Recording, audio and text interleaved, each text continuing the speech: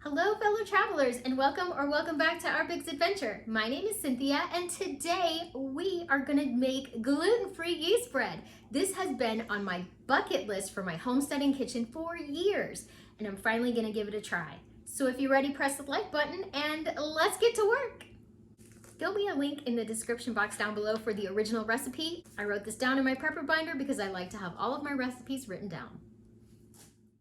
Here's a quick shot of my chicken scratch in case you want to do a screenshot front and back of the recipe.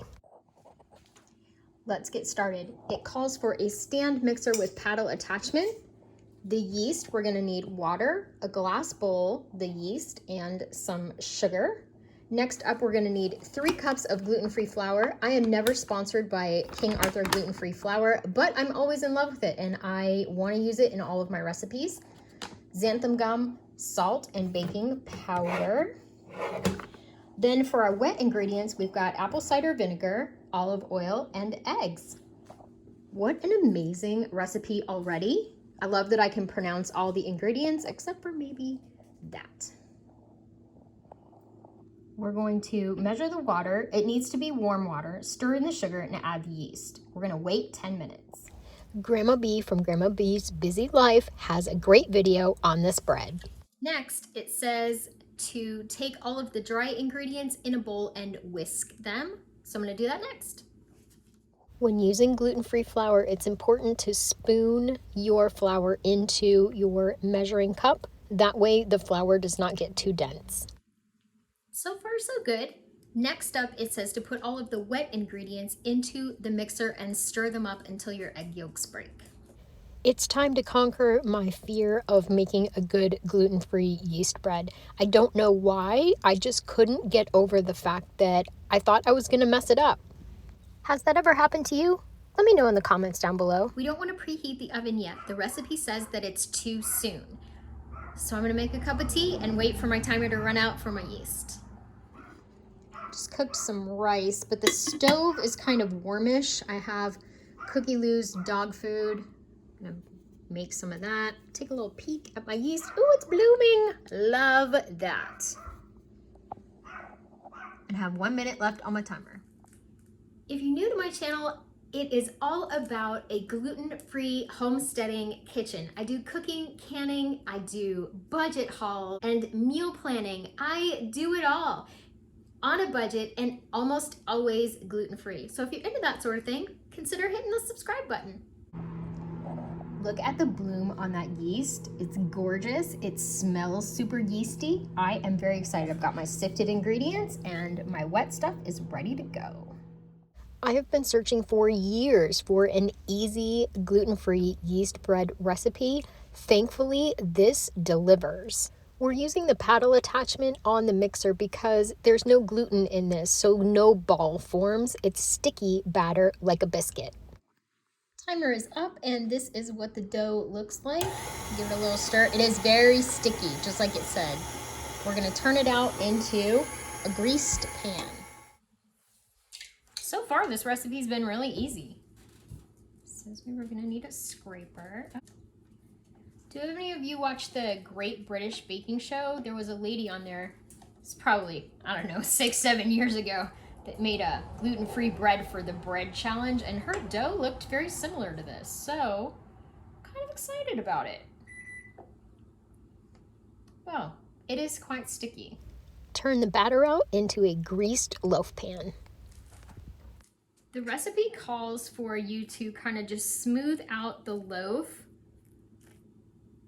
So that's kind of what I'm gonna do. This spatula is silicone and it is my best spatula and my favorite, and this dough is pretty darn sticky. But that's okay. We're just gonna do the best we can and kind of pat it into place. My oven is preheating. Cover with a wet paper towel and rise. Ooh, okay. Cover with a wet paper towel and let it rise. So we're gonna do that next. Okay. Now we drink a cup of tea and wait.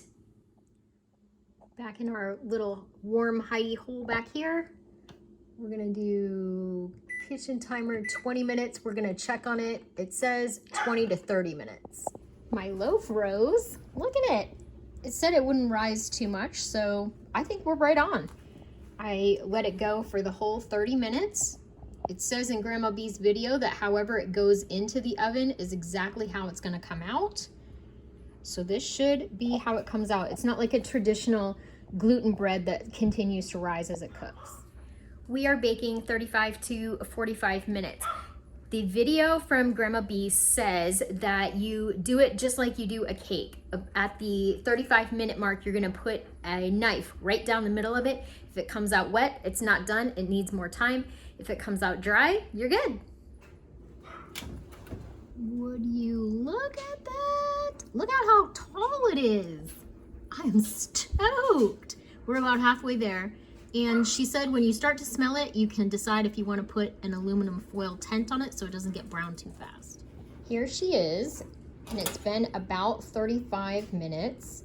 I don't know. This looks gorgeous. I did put a little tent on my loaf.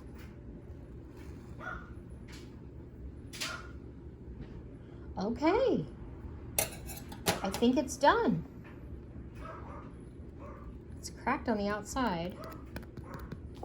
It looks great. I don't want to over bake it. You're just gonna have to forgive Cookie for barking. She has no manners.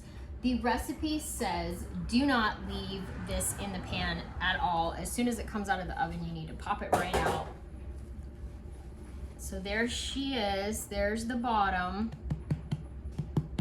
She's got a good sound on her. Okay. I'm gonna let it cool for a minute, and then we're gonna eat a piece. I brushed the top with butter because who doesn't love butter? I don't wanna wait anymore. It's still warm, but it's not like super warm. And this is not the correct knife, but this is a sharp knife. This knife is Mr. Big's knife. Okay. It's really pretty. It's moist still. I think it could have done with just a couple more minutes. I'm gonna toast a slice and bring you back.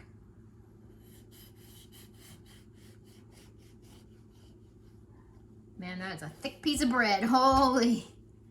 Look at how gorgeous it is. It's a very thick, dense kind of loaf. That's exactly how hers came out as well. Let's put it in the toaster and then put some strawberry jam on it. Moment of truth. It's out of the toaster. Would you stop the presses and look at that for a minute? I'm not even gonna try to spread the butter. I'm just gonna rub it on there. Because who doesn't like extra butter on their toast?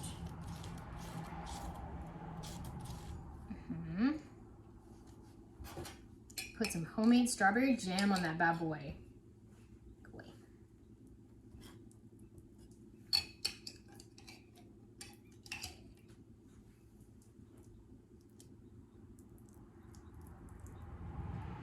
I'm gonna put a ridiculous amount of strawberry jam on here because I want my teeth marks to show in it.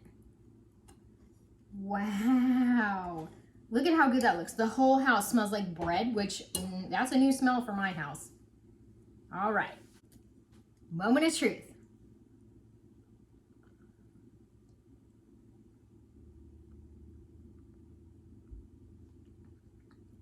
So good. Wow.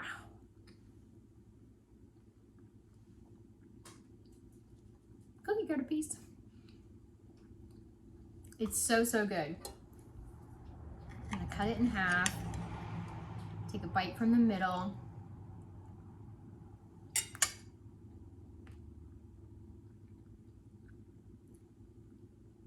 The edges are super crispy, and this is a really good loaf. Mr. Biggs is gonna love this with butter and garlic and maybe a little cheese and make like a garlicky cheese toast for his like spaghetti nights or something like this. Wow, this is I can't stop eating it. This is amazing. Thank you so much to Grandma B at Grandma B's Busy Life, Brenda, who is not only my fellow YouTuber, but also a person I consider a friend. Thank you again, everybody, and thank you for coming with me as I conquer my fear of baking a gluten-free yeast bread. Hope you got something out of the video. And remember, everybody, life is an adventure, so enjoy your journey. Bye-bye.